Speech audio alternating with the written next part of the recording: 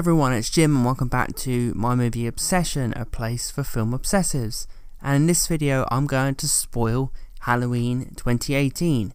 Yep, if you haven't seen the movie, go back and watch my spoiler-free review, and you've probably seen the movie by now, so let's get into it. Let's talk about the movie that everyone's talking about, Halloween 2018. Let's spoil it. Just going to be like in a podcast kind of casual form. So yeah, just listen to me going into it, I guess, going into the positives and the negatives, because this is a very, very, very flawed film that I like. Basically, is my general opinion of Halloween 2018. There's a lot I like, there's a hell of a lot that is flawed, but I still come out of it having a good time. So yeah, so let's talk about Halloween 2018. I'm going to start off with some of the best bits of the film, which I really, really do think, you know, elevate this film in a lot of ways.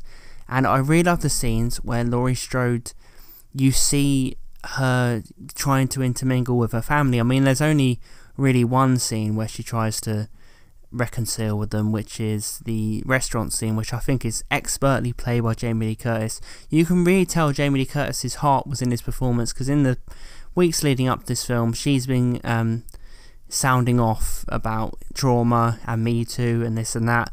Regardless of how you feel about Me Too, there is some legitimacy to what she is saying in the media. She might go too far with it, as do a lot of feminists. But, you know, you can see she really believes in that there are women who go through this. You know, that there are women who get treated terribly and go through horrifying experiences. And I mean, to be fair though, it's women and men. But I see she's a woman, so she can campaign for women. And, you know, that's great. You know, she does great in this, because you're so sympathetic. This is a woman with deep emotional pain, and you really see it. You know, you see her attempting to make a connection with her family in that scene, but it's impossible because there's a void inside.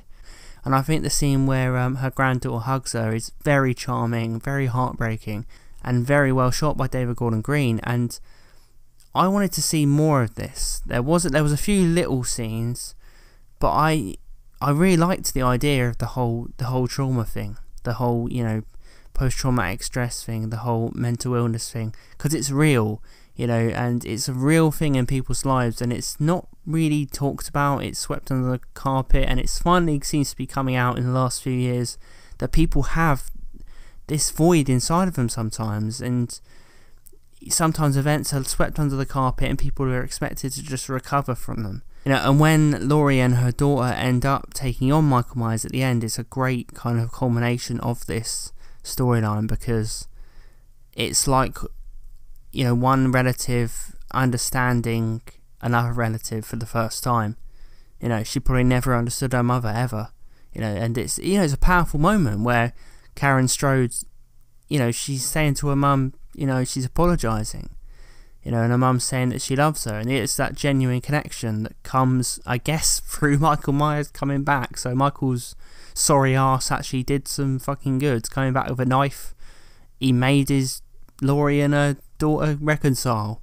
Probably could have been better ways to go about it, but if it takes Michael coming back with a knife, then, you know, by all means, come back, Mike. So I really like how Michael's presented in this film in certain moments. You know, the closet scene I think is a very powerful moment. I feel like it's too well lit. He's too much in view, but the fundamentals are there. I feel like the bedroom should have been more darkly lit. I feel like there shouldn't have been lights everywhere. But I love the fact that it's a little child who is saying he's seeing Michael. Just, it captures all the elements that are great about Halloween 1978, where it's Tommy Wallace, you know, saying the boogeyman's there, and that's great. That's an example of this film paying tribute, and people haven't really mentioned that. I feel like I'm the only one who's noticed that it's a child who sees Michael in that scene, and it's very much like Tommy Wallace in Halloween 1978, where he sees Michael and no one believes him. So that scene is great. I really don't like the kid running out shouting like Chris Tucker in Rush Hour. Really don't like that.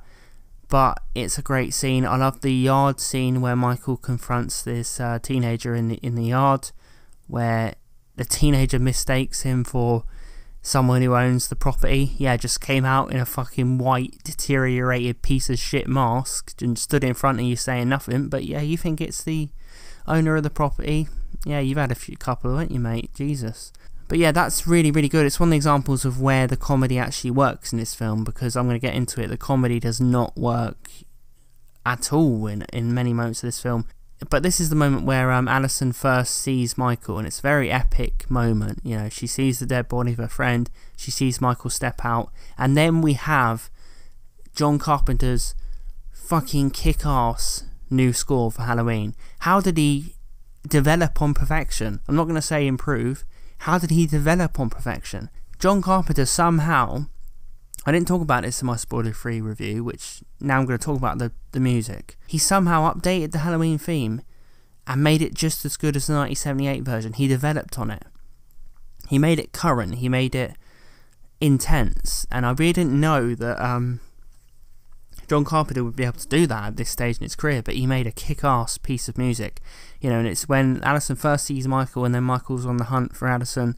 It's like the ushering in of a new era. Like, this is the new person Michael Myers is going to be pursuing. You know, this is the new cat and mouse, you know, and that music is fucking amazing. It's intense, it's powerful, it's loud, it's in your face, but it's so loyal to the original theme, and yeah, I love it. I really like how Michael isn't after Laurie Strode in this film. Of course, you know, he's not, and that is a really welcome thing to the film. I love the storyline of that Laurie thinks that Michael is after her.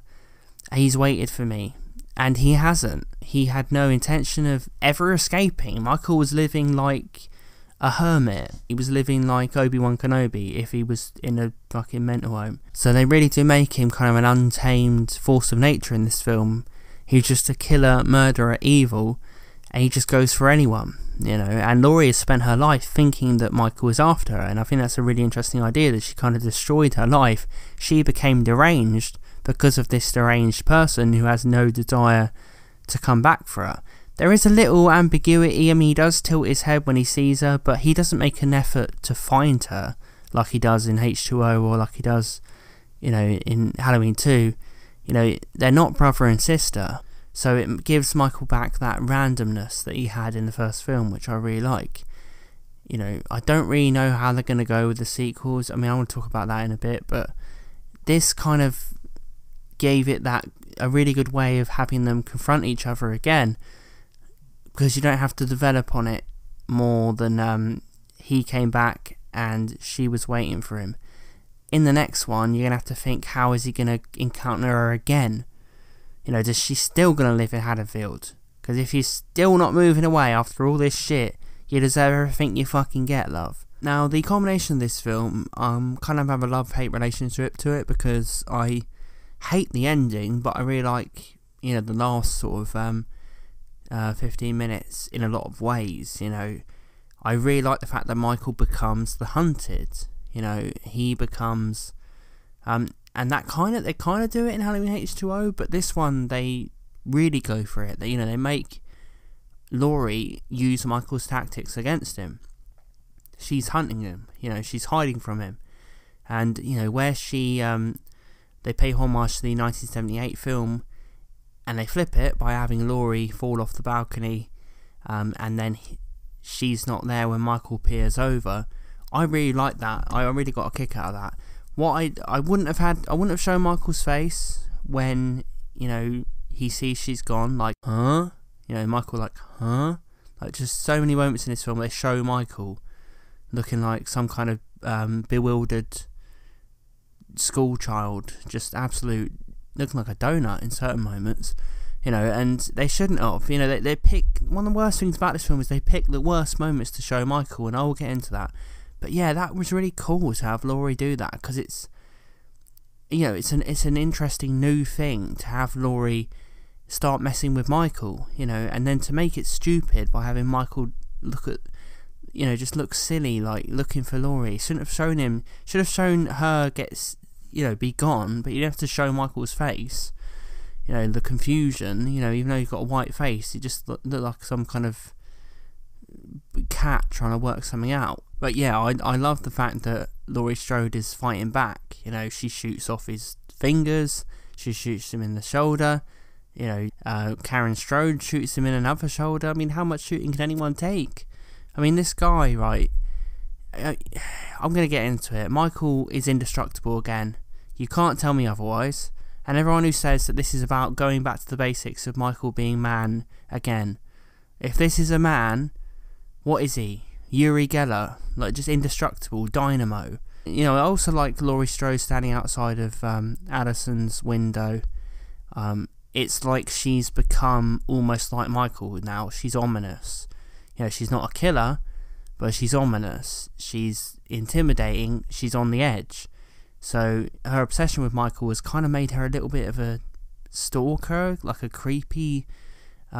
She's got good deep down, but she's kind of getting overwhelmed with Michael's evil, where it's kind of making her almost on the edge. I like that. That was an interesting idea as well. So there's lots of good in this film, lots of good.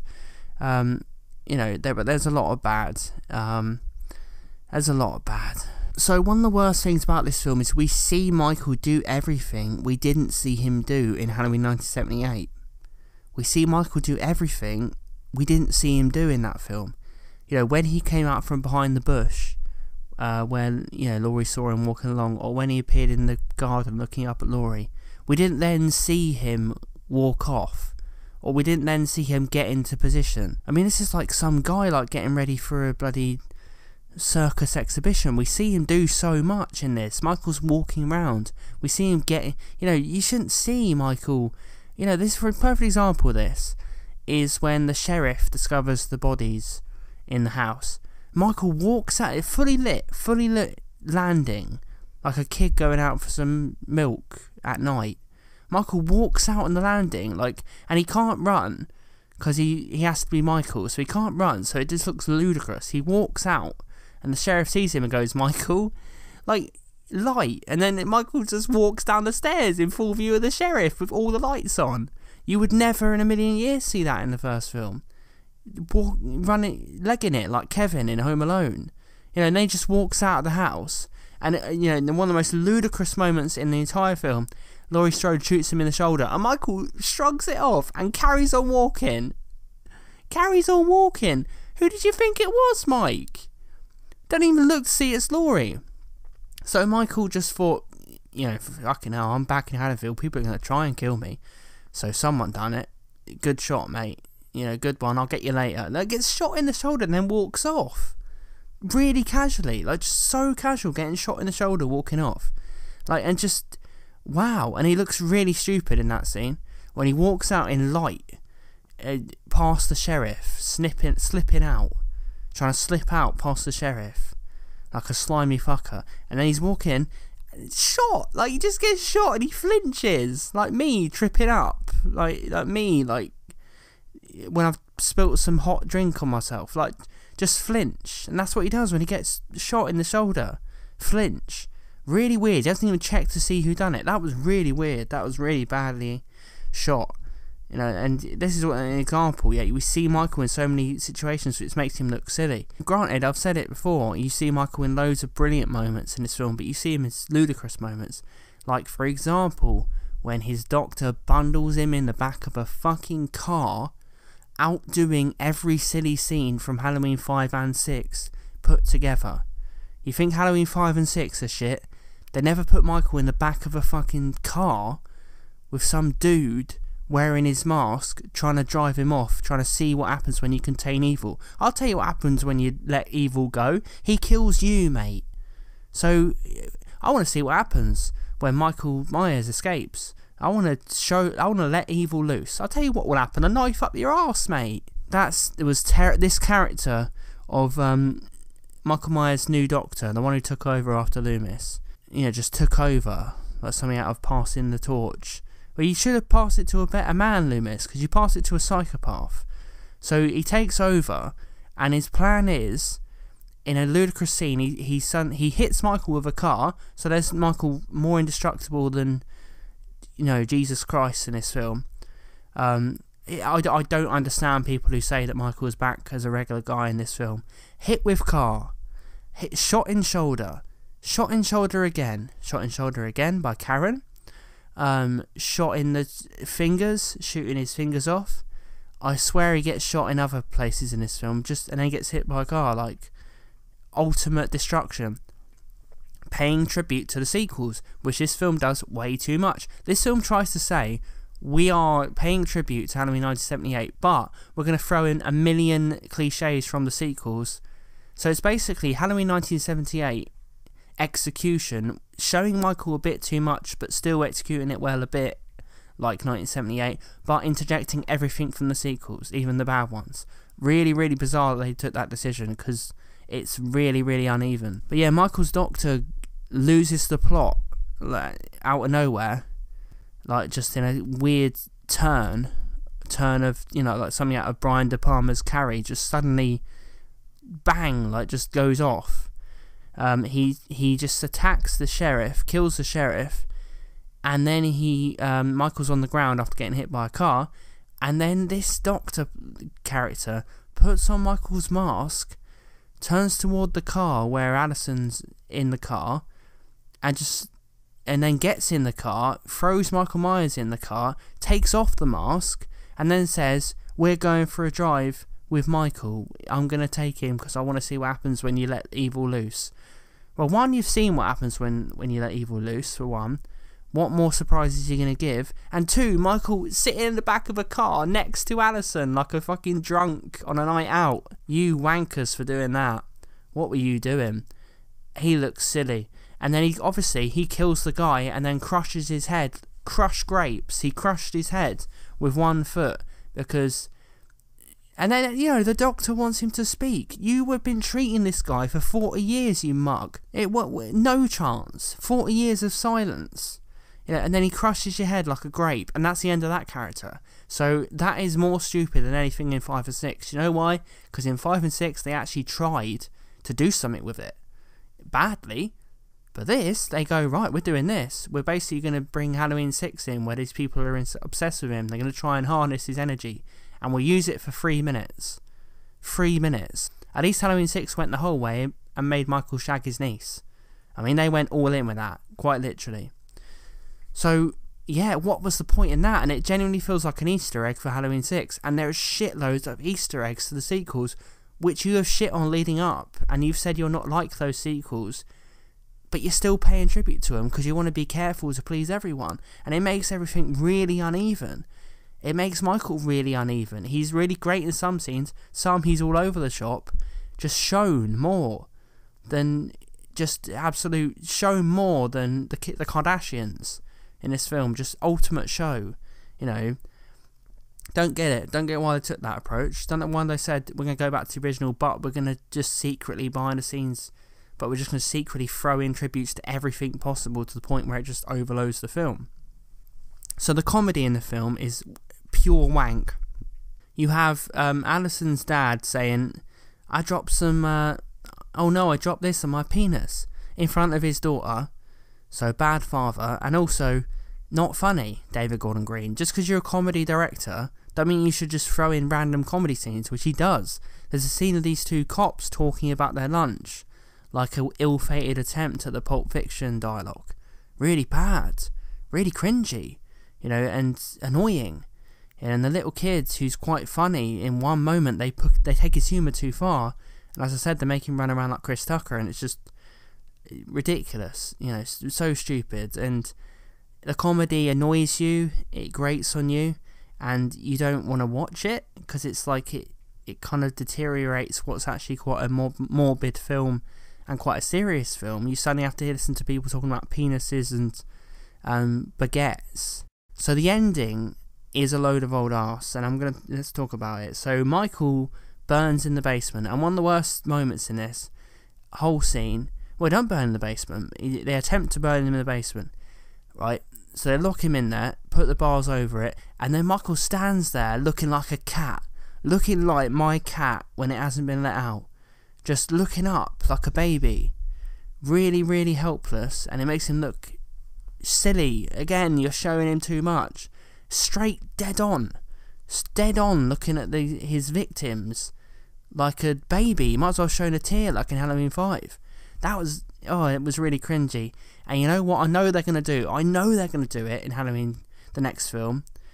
that I know what they're going to do. They're going to make Michael find an escape trap door because Jamie Lee had one down there. How did Laurie not know? This is what's going to annoy me. She legged it. She said, I'm leaving. What about if he escapes? Now, fuck it, there's no exit down there. And there will be an exit. And we all know there'll be an exit. So Laurie should have known this. And it's frustrating because Laurie doesn't wait to see the house burn down. She doesn't wait to see anything of Michael's demise. She doesn't even wait to see Michael burn.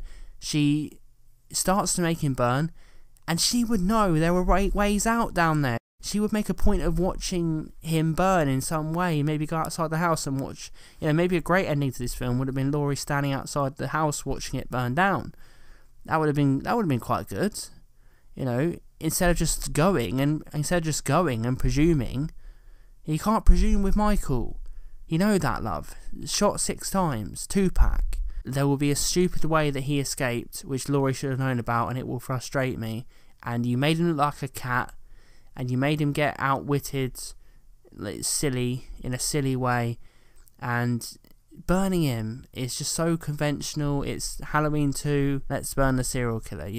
We made it. It's exactly what happens in Halloween 2. It's exactly what happens in Halloween 2, and you're doing it here. And you're not, and you're trying to get out of it as well. So why even do it? Why not just have Michael escape into the night or something and appear again if you're going to do a sequel? Don't have him survive another. It's just going down the same tropes of the past. And this is what annoys me as well. They've shit on the sequels, but what they're doing is they're just going to go down the same trope, which is trying and find a way to carry it on. They say it was all made for the love of Halloween. Everyone knew before this film was made there was going to be sequels. David Gordon Green was offered to write sequels before the film was fucking out. And it's annoying because they're fooling loads of people into thinking, oh, this is the great Halloween culmination. This is finally the great Halloween, tribute to 1978. But the intention is to carry on. So you're doing exactly what the sequels did, which is try and cobble together reasons to carry on. So it's just taking the Halloween series back down the path it was already going, which wasn't a good one. So thanks for listening, everyone. That was my kind of spoiler-filled rant, but also some praise for Halloween 2018. I enjoy watching the film a great deal. There are certain moments I didn't enjoy. There are certain moments I really enjoyed. But that's kind of my take on the entire Halloween series, really. I like pretty much all of the films, even Resurrection. If I'm getting wasted, I can watch it and laugh at the shit. But, basically I like them all, but I see the flaws, and that's kind of like Halloween 2018. I like it, but I see the flaws. So what do you guys think of Halloween 2018? And let's get in depth in the comments down below. Let me know what you think of the moments I've talked about. Let me know what you think of other moments in the film. Let's get in depth on some of the specific scenes from Halloween. What was your thoughts? Do you think this lived up to the original? Do you think this is the best Halloween sequel? All that good stuff. Let me know in the comments below, and if you enjoy my content, please subscribe for more videos. Thanks for listening, everyone, and I'll see you next time.